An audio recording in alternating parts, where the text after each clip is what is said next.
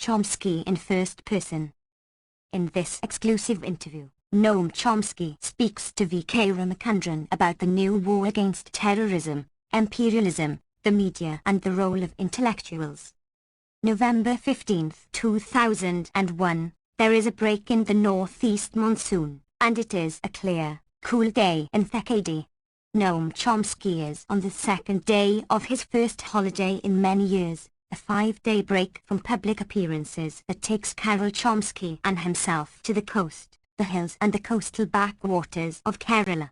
Both of them have spent much of the morning reading and replying to emails, the torrent that does not recognize time or place, and looking at the internet. She is now at the Ayurveda clinic nearby, and Professor Chomsky sits in a wicker chair outside his cottage, reading the newspapers and preparing for a lengthy interview, exclusive to Frontline, with VK Ramachandran. This is the most recent of many interviews that he has given Frontline. The first was in Cambridge, Massachusetts, more than a decade ago, during the Gulf War. The interview, interspersed with conversation, goes on for more than an hour and a half, and covers many fields: terrorism and the attack on Afghanistan, imperialism and war, the media, and a theme on which Chomsky first wrote in the mid-1960s, the role of intellectuals in society. VK Ramachandran, Noam, what do you see to be the strategic significance of the new military situation in Afghanistan? Noam Chomsky, I assume that the US will more or less take control over Afghanistan. US military force is so overwhelming that it can't fail to subdue a basically defenseless country. This is quite different from the Soviet invasion. The Soviets were facing a major mercenary military force, backed by the United States and other powers. They also had additional constraints. They never bombed cities or destroyed them, and they never used what amount to weapons of mass destruction, like carpet bombs or daisy cutters. Assuming that this offensive subdues the country mostly, the United States will probably delegate authority to reconstitute the country to some other hands, maybe the United Nations or maybe its local allies. Then comes a very uncertain situation. Kalyan Chowdhury, AFP Chomsky in Calcutta. The strategic consequences will be particularly significant for Pakistan. For the rest of the region, it is hard to predict. It depends how local populations will respond to what has happened. For example, will the population of Saudi Arabia remain more or less quiescent while observing the destruction of an Islamic country nearby? Nobody really knows. Experienced correspondents in Saudi Arabia have been comparing the situation there to Iran in the late 1970s, where events were completely unpredicted by intelligence services or anyone else. These are very volatile, unpredictable situations, in which no one can tell when a popular explosion will take place. And if such an event occurs in the Gulf region, it will be of extraordinary strategic importance. Ramachandran, do you think the current military situation will encourage right-wing triumphalism and serve as justification for military action, here and elsewhere? Chomsky, in the United States, undoubtedly. You can predict that any military triumph of a great power will lead to a mood of triumphalism, which is very bad news for the world. It frees options for further resort to military power on the grounds that such power has been seen to succeed. When violence succeeds on its own terms, it increases the likelihood of further resort to violence. Here the question is really how the US population will react and how the powerful allies will react. Will they be supportive of further unilateral application of US power in this fashion? If that is tolerated, it is very bad news for the world. Ramachandran, what is your assessment of the potential of the Northern Alliance as a force with political legitimacy in the country and as a force capable of governing? Chomsky, the so-called Northern Alliance is not much of an alliance. Its members are warlords who have been in bitter conflict with one another. In fact, the massive destruction that they carried out 10 years ago when they were in control was mostly from fighting each other. Some of them have a very ugly record. General Dostum, who is the conqueror of Mazar-e Sharif, was a general in the Soviet army who was part of the Soviet invasion of Afghanistan until the end. After the Soviets withdrew, he retained control of his region. The US will certainly try to forge them into a more or less obedient group that listens to central orders, which ultimately will come from Washington. However, whether they can impose discipline on these groups is impossible to guess. These groups are non-Pashtun. They are Tajik Uzbek with ties to the Central Asian countries and are, for many Afghans, a sort of foreign force. The United States has, of course, been trying to bring in Pashtun Afghans to represent somehow the roughly 40% of the population that is Pashtun. Whether there are any credible figures among the biggest sector of the population who can join a RU.S.Run coalition is just unclear at the moment. Ramachandran, what are the present and potential humanitarian consequences of this war? Chomsky, for obvious reasons, the Western media and doctrinal system are trying very hard to suppress that question. First, the threat of bombing and the bombing itself have already caused a humanitarian catastrophe. Even before September 11th, Afghanistan was in a dire predicament from a humanitarian point of view. Many millions of people, the United Nations says 6 to 7 million, were surviving, and barely that, from international aid. With the threat of bombing, international aid workers were withdrawn and food deliveries were cut. A few days after September 11th, the US demanded that Pakistan cut off food deliveries. International aid agencies were extremely bitter about this and condemned quite harshly the threats that were terminating the delivery of badly needed humanitarian aid in the United States. These reports were either suppressed or barely mentioned. As of now, food deliveries are well below what were considered necessary to help the people just to survive. It is not simply food, people need shelter and blankets. Huge numbers of people have been driven from their homes and have fled into the countryside. There is at least some hope of giving a degree of sustenance to those who fled across the border, to Iran or Pakistan. But apparently many millions have fled into the countryside, and it is impossible to reach them. For example, a couple of weeks ago, Western reporters estimated that about 70% of the population of the Kandahar had fled. It may well be that Kandahar, where the US destroyed electricity and water supplies, which amounts to biological warfare, is almost unlivable. Where did these people go?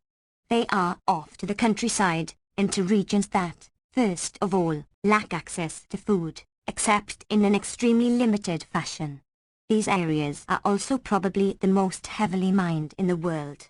The United Nations had been carrying out limited mine-clearing operations, but those were terminated when all international workers were withdrawn.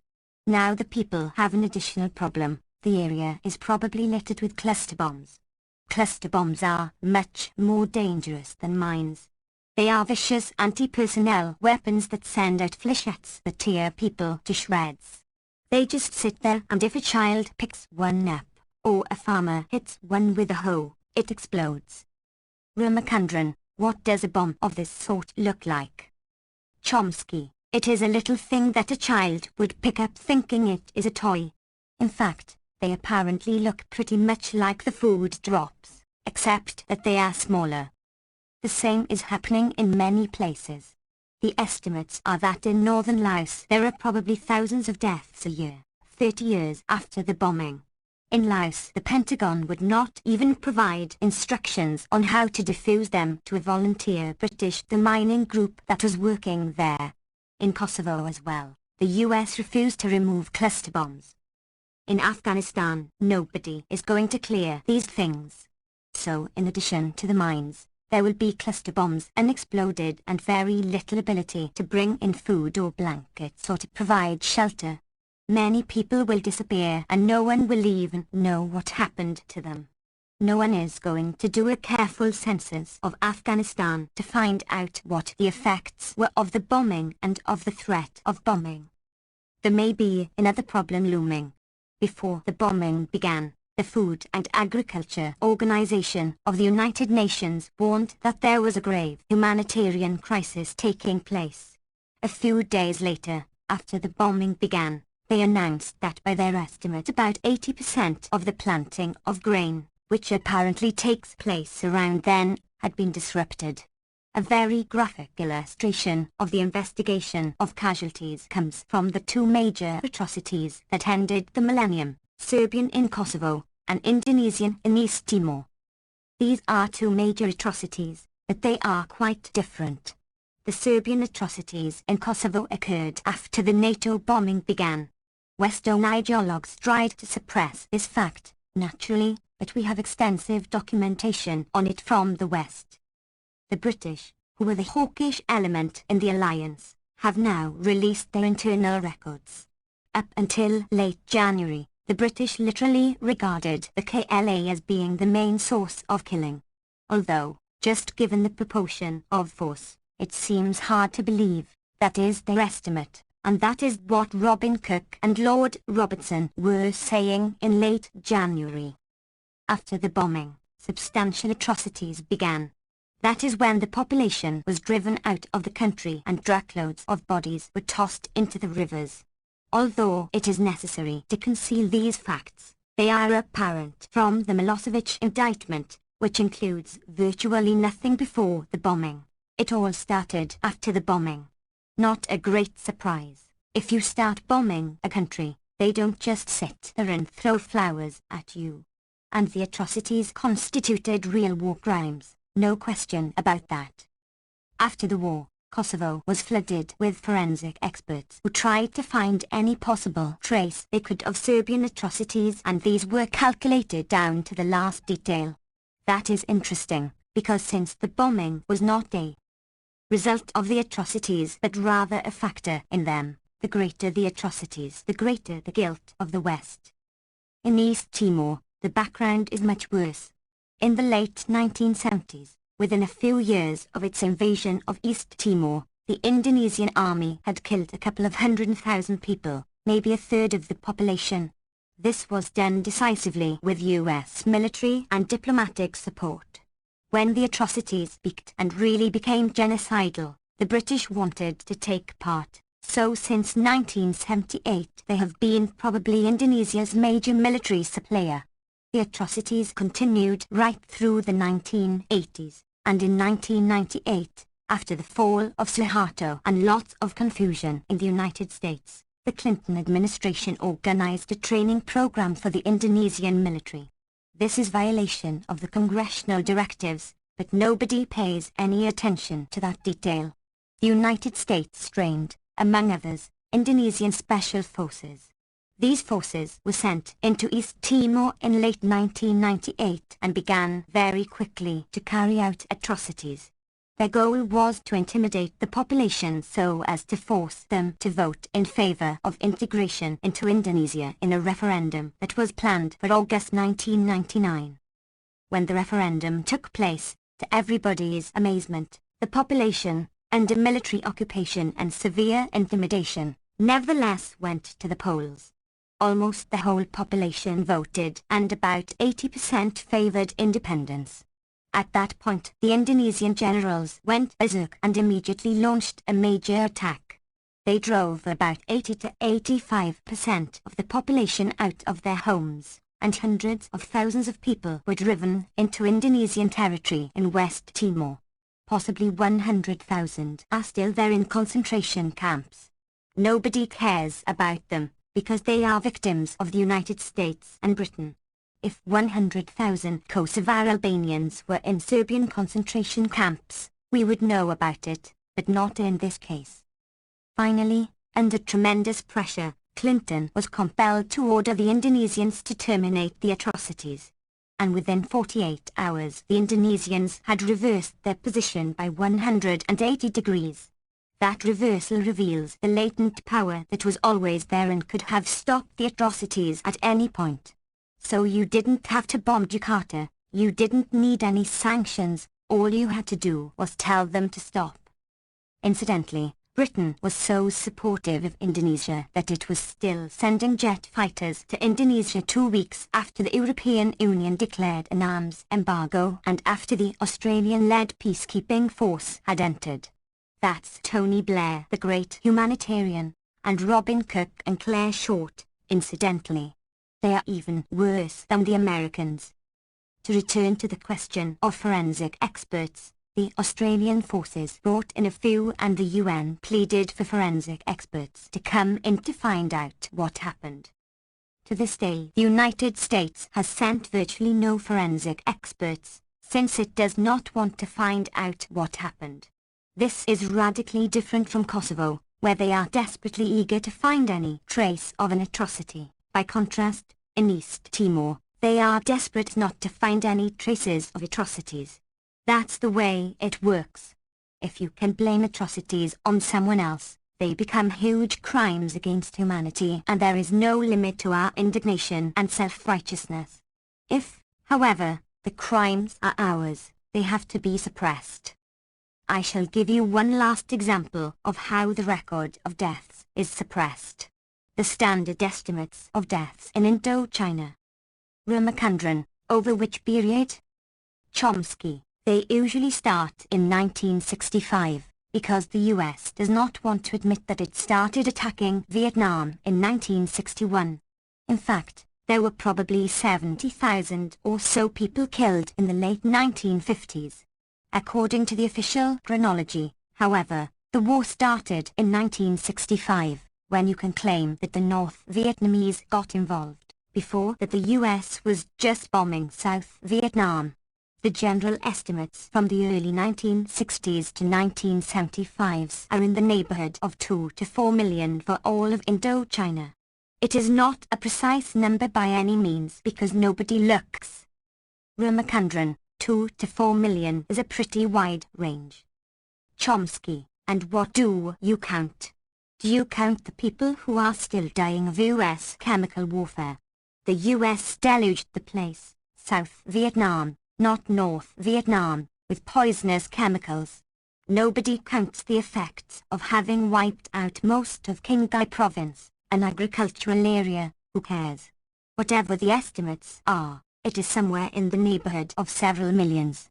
When people in the United States are asked to estimate the number of Vietnamese dead, the median response is 100,000, a number that gives you the impression of the way the culture works.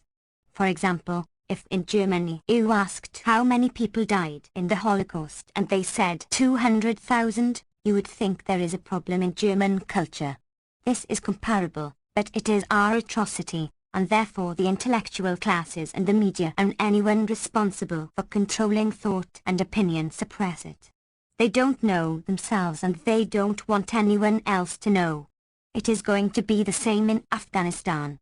The humanitarian catastrophe is traceable to the United States and its allies, and therefore it is not going to be investigated. That is almost a historical law. Ramachandran, you have, on different occasions, made 2 sets of points about reporting the casualties of war. One is on the tendency of the media and commentators to concentrate only on collateral damage, terrible term, and not on the totality of destruction in a war.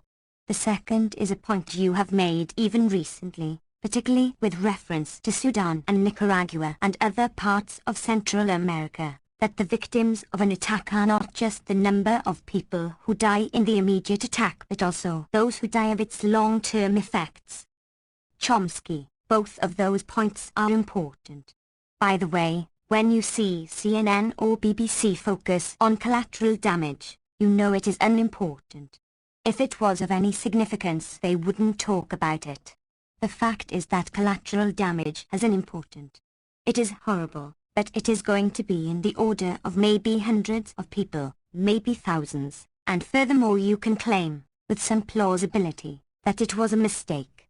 On the other hand, the conscious, premeditated operation that will kill hundreds of thousands or even millions of people cannot be talked about, since you cannot say that our leaders do things like that.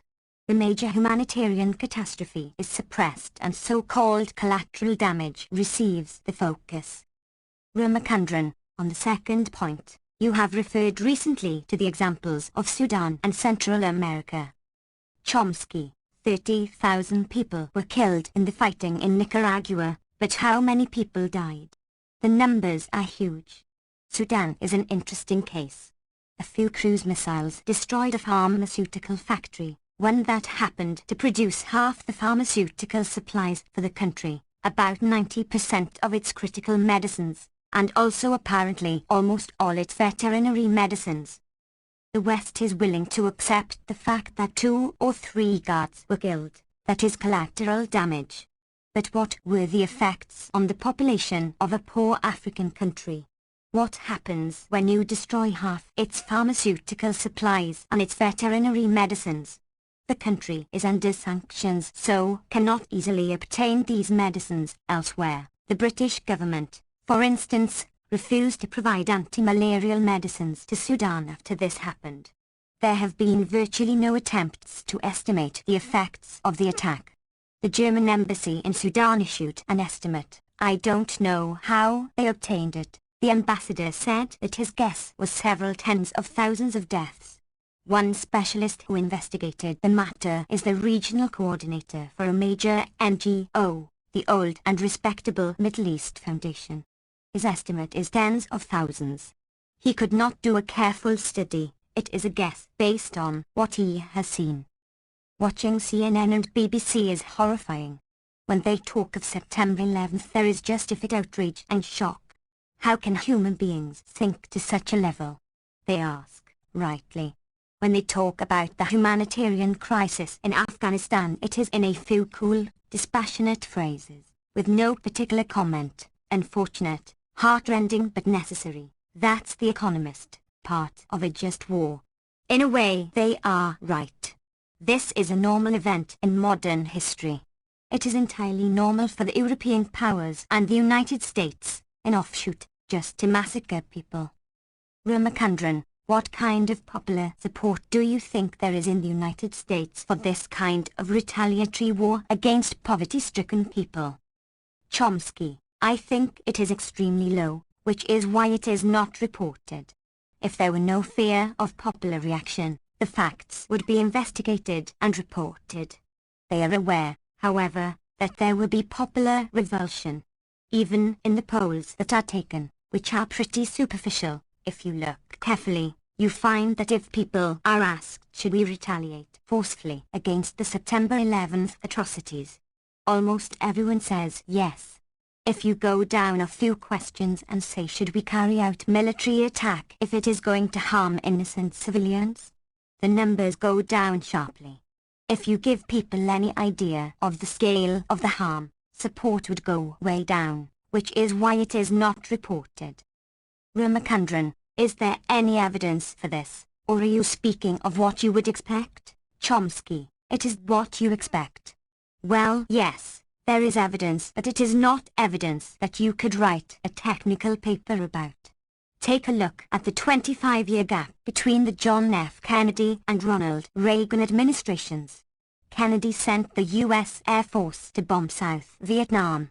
He inaugurated the use of napalm and chemical weapons, and the policy of attacking food crops to deprive the population of support, driving millions of people into concentration camps called strategic hamlets and later into slums. Although it was a major attack, there wasn't a whisper of protest.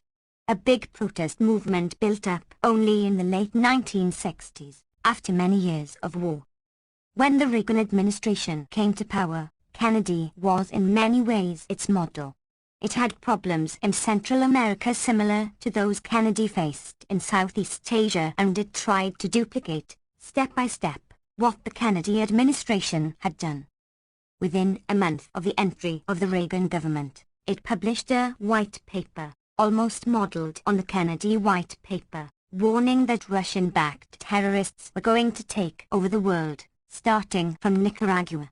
They were plainly planning to move on to direct military attack against Nicaragua.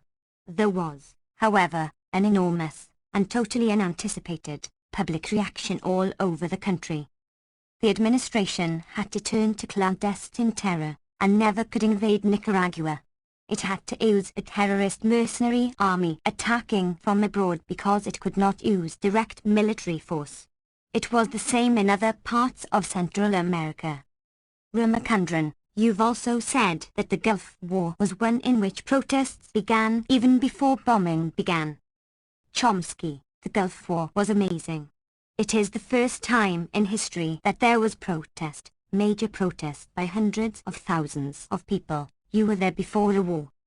Actually, the 1980s are a very interesting chapter in the history of imperialism. This was the first time that ordinary people from the imperial society went to live with the victims to try and help and protect them. Tens of thousands of people from the United States went to places like Nicaragua and El Salvador, partly to provide assistance, but in large part just in the hope that a white face in a village could cut down atrocities. Nobody ever thought of such action during the Vietnam War. No one thought of living in a Vietnamese village to try to protect the village people against atrocities. In Central America it was common, and many of them are still there. Ramachandran, like your daughter in Nicaragua. Chomsky, yes. That is an enormous change in consciousness, and it is still there. Ramachandran, it went beyond just solidarity, then, they were conscious of being a human shield. Chomsky, it was participation, and it was living there, not just going on a march or going to jail overnight, and it was not easy. It is not easy to live in a Salvadoran village. First of all, it was dangerous. It was also hard. These were middle-class, relatively prosperous people. There was also an underground resistance, a sort of new underground railway run by consecutive Christians to bring illegal immigrants into the United States and to disperse them in the country.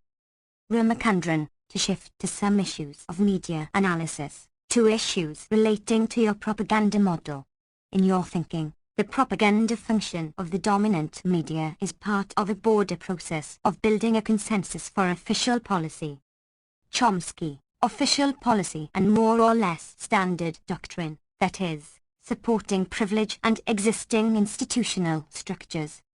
The work on the filters is mostly Edward Herman's, from his interest in institutional economics. My own feeling is that the consistent ideological doctrinal commitments that are part of intellectual life, and these are not easily measurable, are an overwhelming factor. That is why you do not find much difference between the media and scholarly journals. They come from the same roots. In the media the problem is intensified by ownership and advertising. These intensify something that already exists. One of the reasons I study the media is because they are the most visible part of the intellectual culture. To study the intellectual culture is not easy, but when you study the media, there are some very straightforward ways of doing it. You can ask, for example, how do they handle the war in Afghanistan? There are neutral ways of handling the issue, but do the media use the neutral ways, or do they just act as a state propaganda agency? You can investigate that rather closely, and the results are stunning, I think, and beyond what any model would predict. The degree of the conformism and support for elite policies is astonishing. Take, say, the elections of November 2000. You can see from the polls that there are issues that concern the public greatly. Its main concerns are economic issues, for instance, the trade deficit. Most people don't even know what the trade deficit is. They couldn't explain it to you, but they know that it is leading to the deterioration of their lives, and that it makes it possible to attack the quality of their work and even their employment. People are strongly opposed to the so-called free trade agreements. People are almost instinctively opposed. They do not have a lot of information and they cannot give you an explanation, but they are opposed. There is a thing called fast-track legislation, basically Stalinist legislation that gives the executive branch the right to enter into economic treaties without congressional participation. Congress is then allowed to say yes. Although for years fast-track legislation was passed without any problem, it has been very hard to do so over the last few years. Right after September 11th, the U.S. Trade Representative, Robert Zoellick, said the first thing that had to be done to combat terrorism was to pass fast track. Now that should really make Osama bin Laden tremble in his boots, that the president has Kremlin-style authority to sign economic agreements. The administration wants to use the present window of opportunity to ram fast track through without people noticing. To get back to 2000, none of these were issues in the elections. There is a kind of criterion that determines such exclusion. If the public and the business world are both very much interested in some issue, but are on opposite sides, the issue doesn't enter the political system.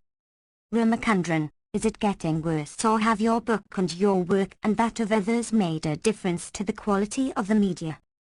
Chomsky, they have been barely willing to recognize its existence. Nevertheless, people know about this kind of critique because by now there is a strong popular movement against the media. The media are very unpopular. The situation is somewhat similar to what I said about free trade agreements. People don't really have detailed reasons, but they just don't trust them, because they feel manipulated. Edward Herman and I and others, including Michael Parenti, give endless numbers of talks. This is basically participation in a mass movement, and that reaches a fair number of people. There is another influence on the mass media that should not be overlooked. The 1960s had a big civilizing effect on society. People who went through that experience are just different. A reporter or young editor in the 1980s would have been somebody whose view of the world was shaped by events in the 1960s and what followed. My own feeling is that, bad as they are, the media are better than they were 40 or even 20 years ago, partly for these reasons, partly because the public mood is different.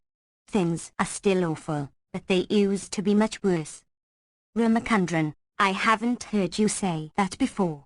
Chomsky, I think it's true. In the late 1960s, for example, I tried very hard to get the major media to cover the war in Laos, which was a horrible atrocity. I actually met with editors of the New York Times and Time Life and talked about it. It was not even a possibility. When the Intifada broke out in 2000, I had a meeting with senior editors of the Boston Globe, people I have known in one way or another for years. Ramachandran, did you ask for the meeting? Chomsky, there was a small delegation that asked me to come along. The Globe was in a way happy. It is under constant attack from the Jewish community for being too pro-Arab, so they want criticism from the other side in order to be able to say that they are in the middle. I went anyway, and at the meeting, I tried very hard to get them to cover some very simple facts. For example, the following: when the Intifada started on September 13th, there was no Palestinian fire for the first few days. During those days, Israel immediately reacted with extreme violence, including helicopter attacks on civilians. Helicopter gunships attacked apartment complexes, ambulances and so on, and killed a lot of people. On October 3rd, the Clinton administration made a deal with Israel for the biggest shipment of attack helicopters in a decade. One of the issues I raised with the Globe was just, why won't you report this fact? We had a polite discussion, but I knew they were never going to report it. Ramachandran, did they, finally? Chomsky, no, they never did. A couple of months later, a new shipment of the most advanced helicopters in the United States arsenal was sent. That one happened to be mentioned in the business pages. Ramachandran, so what you are saying is that there is some improvement, but... Chomsky, there is some improvement, but a long way to go, and the basic structure is the same. Ramachandran, how do you see the applicability of the propaganda model to other situations and places, including, for instance, Europe? Chomsky, in Britain, there is some work. There is an institute in Britain, in Glasgow University, that does media analysis, but that's about it. On the continent, there is virtually nothing. The reason, I feel, is that European intellectuals are so deeply indoctrinated that they cannot perceive that they are servants of power. They see themselves as courageous opponents of power who stand up for human rights and so on, a perception that is completely false. The role of intellectuals in Europe is somewhat different from their role in the United States. One of the nice things about the United States is that intellectuals aren't taken very seriously. It shows up in personal relations. If I get gasoline at a gas station, the person who works there and I are equals, and there is no conception that I am at a different level than that person is. In Europe, that is not the case. Intellectuals are cast aside. They are very respected. Every nonsensical thing that they produce is front-page news, and their self-image is different. One consequence of this is that there is virtually no analysis of the media in Europe, because it is not a conceivable topic. On the other hand, the little that exists indicates that the situation is much the same as in the United States. There is somewhat more diversity in Europe, but that is because it is socio-politically different. It has Labour-based political parties, and these parties have their presses and representatives, and so you get a little bit of diversity. The US has nothing like that. The very fact that Europe has more of a social market system than the US makes a difference. It is taken for granted, for example, that there has to be some kind of national health service, whereas the United States is such a business-run society that these issues barely even arise in the public arena. Ramachandran, so overall do you think that the media in Europe covers a wider range of issues and opinions? Chomsky, marginally wider, because of the somewhat greater diversity in the social organization. Take, for instance, the labor movement, which is much stronger in Germany than in the United States. Co-determination, whatever it amounts to, is almost unimaginable in the United States. You even see it symbolically. As far as I know, there is only one country in the world, the United States, where nobody knows what May Day is. Ramachandran, and that's where it began. Chomsky, it was a day of solidarity for American workers fighting for NATO Day.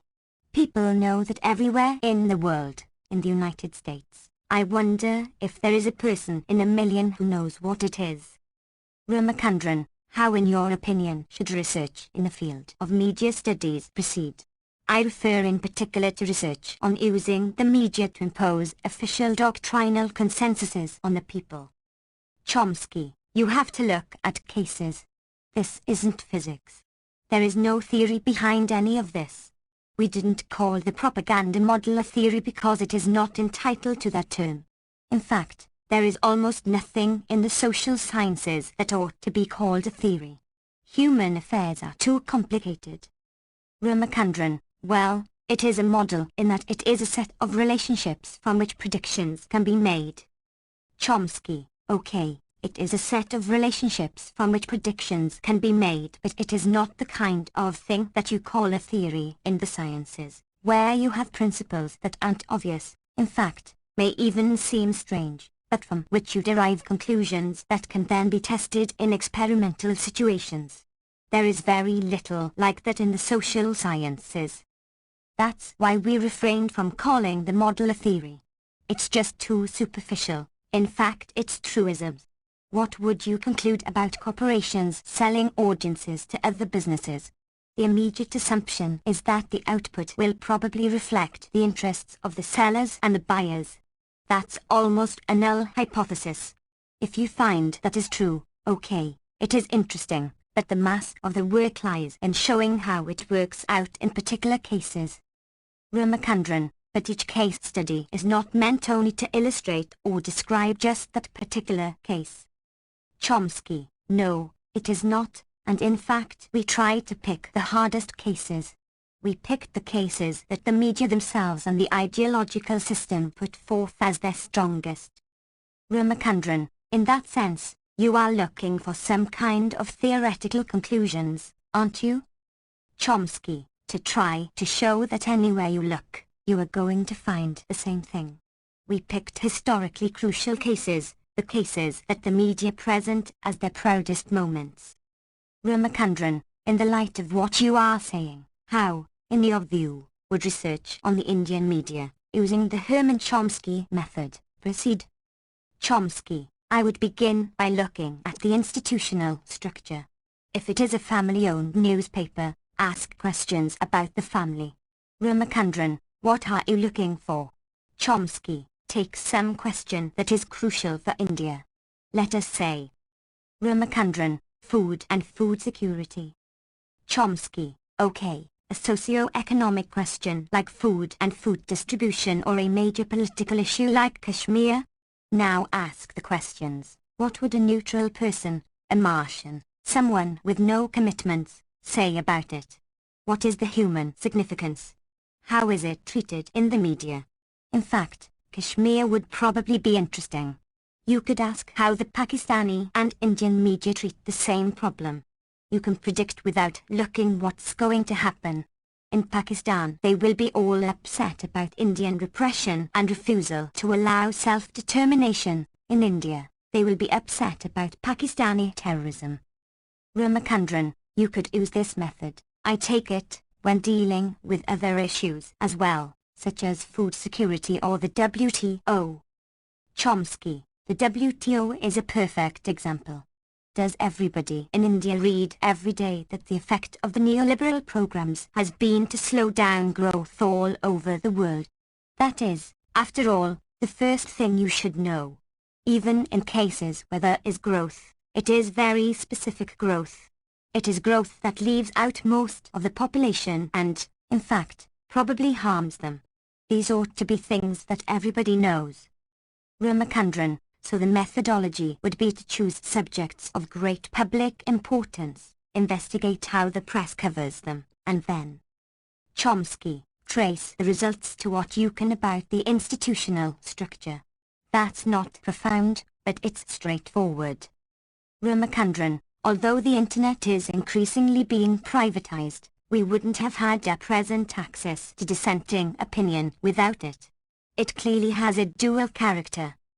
Chomsky, it has been fantastic, and it has very much of a dual character. It's had a very big impact all over the place. In Indonesia, the student rebellion that ended up overthrowing Suharto was able to organize through the internet.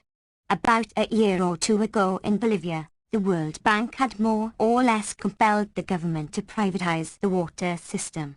Bechtel, which was going to take it over, instituted user charges, which are, of course, a disaster. The resistance would have been crushed, but there were a couple of North American activists in Bolivia who made very intelligent use of the internet. They communicated information of which no one would ever have heard of to people all over the world, and there were big protests everywhere. Ramachandran, the classic case is Kipper's. Chomsky, yes, Kipper's is in fact a more striking case, because they would all be dead if it weren't for the internet. Ramachandran, what do you think is going to happen to that space? Chomsky, that space is contested. There is a very good book on this by Edward Herman and Robert Mchesney called Global Media. Have you read it? Ramachandran, alas. Chomsky, the privatization of the internet is a very obscure development. Nobody knows how it took place. Nobody knows what the decisions were. In 1995, after about 30 years of development in the public sector, the internet was privatized. How? Who decided? Nothing is known. It's very obscure and was very sudden. In 1994, 1 year before the privatization, Bill Gates was so contemptuous of the internet that he refused publicly to go to conferences about it. 1 year later, something happened and they suddenly realized that it is a terrific tool for business and they took it over. Since then, the question has been whether they are going to be able to control access to it. It is technically very difficult to just shut down the internet. But what you can do is to make it difficult for people to go where they want. Say there are only a few points of access and that they are commercially owned. When you open them up, suppose you immediately get a ton of advertisements and they lead you down different paths. If you are really dedicated and you know what you want, you can wade through it and get it or whatever. Most people, though, are just going to be distracted and drawn away from it. The question is whether that space can be protected. It is a very important question because the internet has been very important. Ramachandran, as a means of Chomsky, getting around media control. Take the humanitarian crisis in Afghanistan, for instance. You couldn't learn anything about it through scattered sentences here and there, but there is a lot of material on the internet. Ramachandran, to shift the subject, in 1967 you published The Responsibility of Intellectuals. Chomsky, actually, it had been published before, in a student newspaper. Ramachandran, which one? Chomsky, you wouldn't believe it, but it was published in the Journal of the Hillel Foundation, a Jewish student group at Harvard. Ramachandran, if you had to rewrite The Responsibility of Intellectuals today, what would you say? Chomsky, in retrospect, it seems to me there were unclarities and omissions. One has to do with the category of intellectuals. Who are they? Suppose that we take the term intellectual to refer to people who think seriously about issues of general human concern, seek and evaluate evidence, and try to articulate their judgments and conclusions clearly and honestly. Then some of the most impressive intellectuals I have known had little formal education, and many of those who are granted great respect as leading intellectuals do not deserve the name. If we adopt this conception, there is no special responsibility of intellectuals other than the responsibility of people generally to act with integrity and decency. But there is a responsibility of all of us to work for a society in which everyone is encouraged and helped to become an intellectual, in this sense. Those who have privilege, training, access to resources and other advantages do have special responsibilities. One formula is that their responsibility is to speak truth to power. Among those who adopt this stand, there are people I greatly respect and admire. But although I often agree with them in practice, I don't agree with the principle. One reason is that none of us can claim to have the truth.